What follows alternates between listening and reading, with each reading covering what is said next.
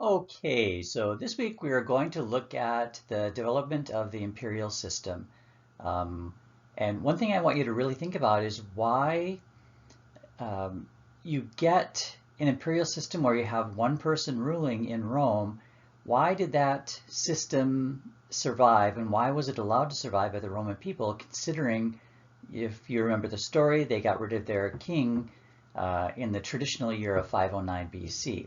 Now, last week we talked about the rise of Augustus, and so what we're going to do is look at a few of the emperors, actually all of the emperors in the first century AD after the death of Augustus. And what you will be hearing about is almost me being like a broken record, talking about um, how these emperors came to power, what they did with their power, and then how they died. And what you will see is a number of them are assassinated. They become very power hungry, and it doesn't calm down until the end of the first century AD. So again, start thinking about why the Roman people allowed these emperors to remain in power.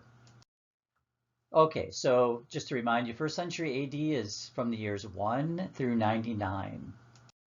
Okay, so we're looking at the second emperor of the first century AD, Tiberius, and he began his rule in 14 AD after the death of Augustus.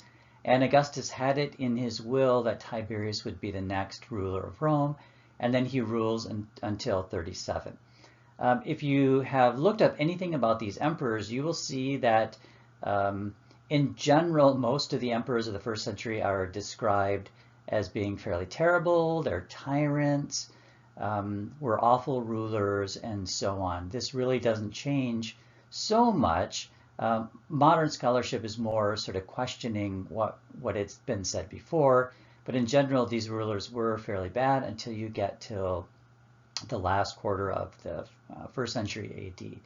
Now, a couple things that Tiberius had going for him. He was certainly very smart, as far as we know. Now, a lot of the descriptions we have of him are coming from Suetonius and other Roman historians. So again, you just have to be careful about your sources. He had a lot of military experience, especially in the first century BC and into the time that he was ruling, and could be very diplomatic, at least in the beginning year. Um, it's interesting that when he was first offered power, and this seems to be a fairly similar occurrence with a lot of these emperors, he did not want to accept the power, and then he ended up taking it because he made it sound like he was being forced into it, and so he would accept it, even though maybe he didn't want this to happen. And then there was something called the Lex de Imperio, which is a law voted on by the people, allowing him to be the ruler. Um, if you look at modern scholarship on these emperors, you'll see that you have something sometimes called the good period, where there's not very much going on. The Roman Empire is being ruled in a good way. There's not a lot of conspiracies against the life of the emperor, and in this case Tiberius, but we'll see this is the case in others. There's not a lot of revolts during this period. And usually a revolt is either someone popping up saying they should be the next emperor, or military generals doing the same thing. You don't really have a lot of that during this early period, which is 14 or 15 to about 23 AD. You do find that he does have a son, Germanicus, and you do find some battles going on in this early period in Germania, which later becomes Germany and France. They were very costly to the Roman Empire, both in terms of men killed in battle and the money that was spent on this. But it certainly made Germania popular. And this was always an issue with these emperors, where they have sons who go out, do great military things, and then they essentially become a threat to the father. And as you can see here, led to lots of difficulties. Germanicus ended up dying in 19 AD, and he was, as I said, he was very popular, and a lot of people blame Tiberius for this. Now, Tiberius also had another son, Drusus, and he dies in 23, which makes it very difficult in terms of who might be the next emperor. Now, in this early period, you have him working really well with the Senate, and what I mean by that is the Senate is really an advisory board to the emperor. And so he goes to the Senate, he takes their advice, doesn't have too many issues with their own power. You've got a number of things here that I've listed that he could actually do as an emperor, elect judges, become a court, and so on. You do have some issues, though, towards the end, and it's partly with a man named Sejanus. And as I put here, he was a prefect of the Praetorian Guard, which is really sort of like the mayor of Rome, but with his own military to protect the city itself. And Tiberius, as I put here, trusts him totally, completely until the end of Sejanus's life. Now, Sejanus wanted, as far as we know, according to the sources, wanted his own power. And so what he ends up doing is, essentially killing off a lot of the rivals, and he wants to marry into the royal family, and Tiberius refused to do this, partly because he wanted to save his daughter-in-laws for other marriages that might be more helpful to him. And this is usually, sadly, the case for a lot of women who are born into the royal families.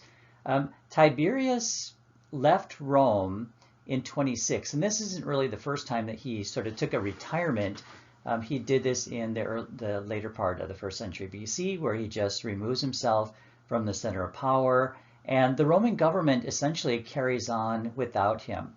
A few years after that, Sejanus becomes co-consul with Tiberius. Now, if you remember, we talked about sort of the different stages of the Roman government before there was an empire, and the two consuls were at the top of the power.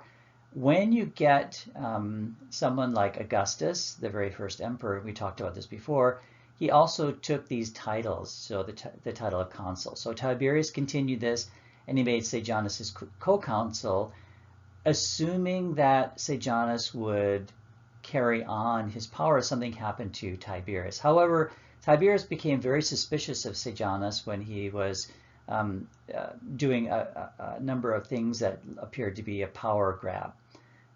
What you have is at the end of October, he's arrested and he's executed for plotting against Tiberius. Now, Tiberius dies in 37 AD, and it's really unclear about his death. So there are a couple of sources. Again, Suetonius is one of them, talks about Tiberius being smothered or poisoned by Caligula, who just happens to become the next emperor. Caligula didn't rule for very long, and Tiberius had a lot of reservations about making Caligula the next emperor, partly because there wasn't a lot of governmental experience. He's sometimes given the title of Little Boots because he spent a lot of time growing up with soldiers. And so he was a little kid, and they just nicknamed him Little Boots. When he became emperor, he had the army and all the people swear an oath to him. This was not a new thing. We know that Augustus did that in the later part of the 1st century BC. He was extremely wealthy, and this is partly because of what was left to him by Tiberius. And people apparently really liked him in the beginning. Now, whether they liked him because of who he was or because they hated Tiberius, but anyway, they ended up celebrating when he became the emperor. And again, if you remember, I had mentioned that this will kind of sound like a broken record because you see the same things happening. In the very beginning of Caligula's rule, he's working with the Senate. 2 years after he started to take more power for himself. So he started appointing 2 consuls without talking to the Senate. And again, the Senate was really an advisory board for the emperor, but he stopped using them. There are a lot of stories about Caligula, as I put here, incestuous relationships. He started assuming that he was a god as he was living. Normally what would happen is, and this happened with Augustus, is after the death of Augustus, he's declared a god. And this was done with Julius Caesar as well. You normally don't have these emperors saying, I am a living God as they are alive. There are stories about him having lots of sex with people. There were conspiracies against him, and usually all of these emperors. The one thing that sort of bothered people, at least according to our sources, is that he grew to like watching people tortured. Now, torture was a normal part of Roman law, where, especially against slaves, if they were brought in, they had to be tortured to produce their evidence. This was not something you were supposed to enjoy. It was just the normal part of a court case. However, according to our sources, Caligula started to enjoy this. Now, he had a lot of his own money. He ended up spending that, as well as spending a huge amount of the government money. Now, Caligula early on had some issues with some of the people under his control, especially in Judea. So here what he ended up doing is putting a statue of himself in the Jewish temple. This is sometimes referred to as the Second Temple, and it upset that group of people, and he just really didn't care. Now, all these emperors really had to prove themselves militarily, so he ends up going to Germania. Remember, I just talked about Germanicus, going up in Germanica and fighting there. He goes off to see the armies. There are a number of conspiracies against him, and he was usually able to put them down. However, because of all the issues surrounding his life, he was assassinated. So he was the first one to be assassinated. As far as we know, maybe Tiberius was assassinated too, but at least Caligula, we know he was in 41. Now, the person who comes into power after him was Claudius, so ruled from 41 to 54. He was, as far as we know, again, a reluctant emperor. So he didn't want to have power, supposedly, and he was spotted behind a curtain, and they said, hey, there's Claudius, let's make him the next emperor. And he at first refused, but then accepted. So again, the same story. He was not really the first one that would come to mind for a lot of Romans in terms of being an emperor, partly because he was considered, that should be smartest, not smarted. He was not considered to be smart, mostly because he had a stutter, he had difficulty walking, and as I put here, modern scholars think he might have had cerebral palsy. It's unclear, but because of the issues he had with walking, people assumed that he was drunk all the time.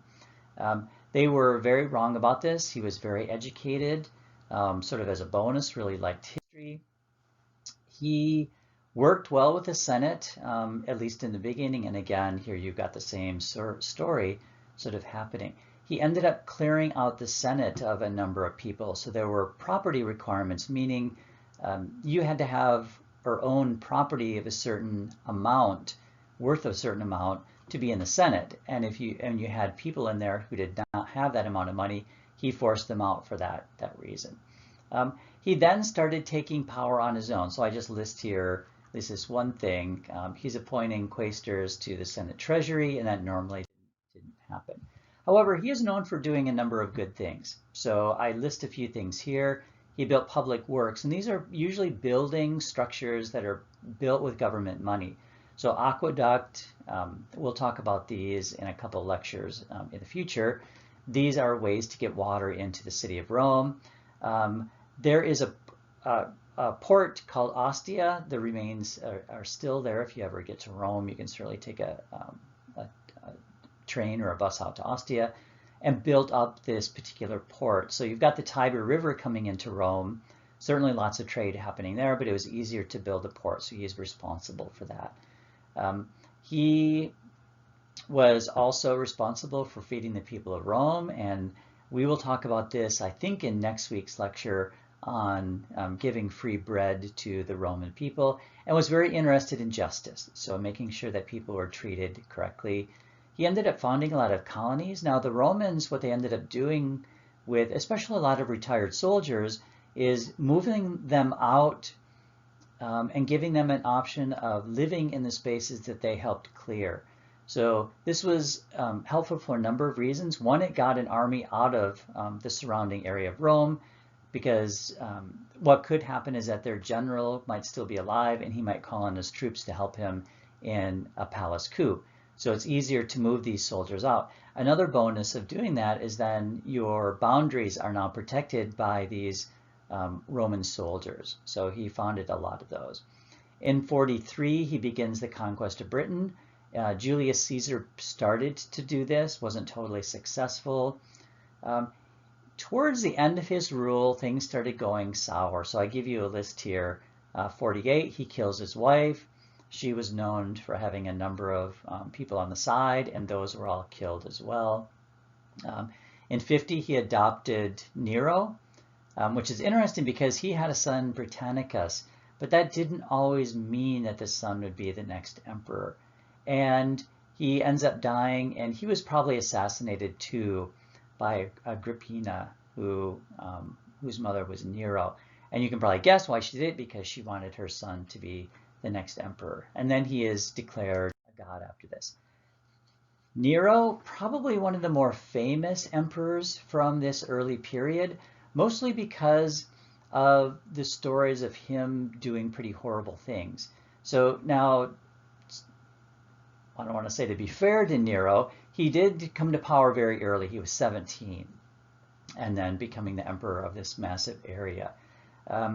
He came to power, and at the very beginning had a pretty terrible reputation of being a bad ruler. So he killed a number of people, killed his wife, killed his tutor. He married, according to sources, married a man, which is kind of interesting.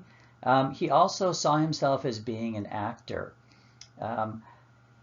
If you look at modern scholarship, the earlier view is that he was sort of crazy. He did all these things. He was a terrible ruler, terrible person. However, modern scholarship is really looking at him in a new light, and they're saying maybe he's not all that bad as our sources are telling us.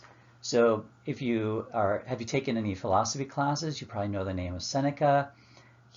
Seneca came in, he was a tutor to Nero, and essentially helps to run the Roman Empire. Like all the other emperors, he started working with the Senate very well, and then things started turning sour. So we've got stories about him trying to kill his mother, which is really an interesting story, where she decided she was going to take a boat ride, and he had the boat rigged so that the back part where she was sitting would break off and she would hopefully drown, according for him. So he would have been pretty happy with that. Unfortunately, he didn't realize that his mother could swim, so she swam to shore, and then he had her killed, which did not go over very well in the city of Rome. You have revolts in Britain. Queen Boudicca, she was very popular there, led a massive revolt against the Romans. It didn't work, and as I put here, it was put down and caused lots of damage, not only in terms of the number of people killed, both on her side and on the Romans, but then the Romans treated the native people of Britain really badly. In fact, one of their Roman generals was put on trial for treating people so badly. One famous episode in his life was in 64. There was a massive fire in Rome where a number of suburbs in the city were burned down. Now, he blamed the Christians and had a number of them tortured. Now, what happened right after this is that he built a massive, massive palace called the Golden Palace, and it just happened to be built on those areas that had burned down. So people looked at him and thought, well, he probably burned down the city so that he could build a massive palace. There are a number of conspiracies towards the end of his life where you've got a co-consul tried to have Nero killed. We find that in 66 he takes the title of Imperator, which is the first time since Augustus. Towards the end of his life, he again was pretty horrible. We know he kicked his new wife in the stomach when she was pregnant, caused the death of the baby. And then there was just a palace revolt. A new man named Galbus came forward and declared himself the emperor, and then had the Senate declare Nero a public enemy, meaning he could be killed. And instead of being killed, he ended up committing suicide. So again, think back to what I mentioned to you before about why the Romans allowed something like this to happen. So, and in the year 69, it gets even worse, where you've got what's sometimes called by scholars the year of the four emperors. Not totally important to go through all of um, the intrigues that were happening here. Just know that you go from having Augustus to having a few emperors that rule for a very long time, and then in the year 69 you've got four people. Now in the end what happens is you have a man named Vespasian who becomes emperor, and then things start calming down where you've got really about 160 years or so called the Age of Stability. Now the first part of this starts in 70, so after that year of the four emperors in 69, where you've got a new family called the Flavians who rule. So you've got Emperor Vespasian, and you've got the Emperor Titus. Titus is the one who's more famous for dedicating the Colosseum, which of course still stands today. And then you've got Domitian, who ended up being assassinated in 96 and had a lot of issues with the Christians. Now what I have here is just a little bit about Vespasian and Titus and the Jewish Revolt, because this is a pretty big important time period, especially in the eastern part of the Roman Empire. So the Jewish Revolt really started in either 65 or 66 AD and went through 70. So if you remember, I talked to you about Caligula and that he had had a statue set up in the Second Temple. So that upset a lot of Jewish people. And then later you've got the Roman governor stealing money out of the temple. And you've got, sorry, there's one of my other cats, wiping out, the Jewish people rose up and wiped out a garrison, which is just a small amount of Roman soldiers. The Romans sent in troops, and in 70 you've got the destruction of the Second Temple, and it's never built up again. And then you've got the very famous story about Masada, which is a Jewish fort built on the top of this high plateau. And then the Romans essentially take over this area. Now, I had mentioned Vespasian and Titus in terms of the Colosseum, so it's really Vespasian putting up the Colosseum first. And it's interesting that he decided to put it up over part of Nero's Golden Palace. So this is probably one way that Vespasian ended up sort of appeasing the people, because that palace was not very popular.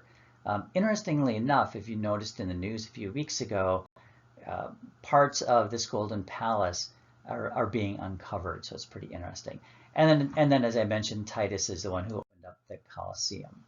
Then you move on to Domitian. So he's responsible for a number of things, and I really should have put up a picture of the Arch of Titus. He put up an arch to his younger brother at the far end of the Roman Forum, and these were put up for military victories usually. And the military victory that we're talking about here was over the Jewish people. Emperor Domitian, so remember we talked about Nero wanted to be recognized as a god. Domitian wanted to be called God during his life. There are some assassination attempts on Domitian. He's probably more famous, at least in some circles, for persecuting Christians. And Domitilla, the name here I have, is probably his cousin, although it's sort of unclear because there's a couple of Domitillas during this period. But he ends up persecuting her family, and she has to flee, and her husband is killed for being a Christian. And then what she ends up doing is donating a large part of her land in Rome to the Christians. And now you can actually go to Rome and visit the catacombs of Domitilla, which supposedly were started over the land that she owned. And then you've got some assassination attempts against Domitian. Okay, I've made this a fairly short, although I see I'm at 25 minutes, lecture on the first century AD. But again, the question is, why do you think the Romans allowed emperors? Why not go back to the Republic? These are things I really want you to think about, because what I'll probably do is put that particular question on a quiz, but I really want you to think about some possible answers for that.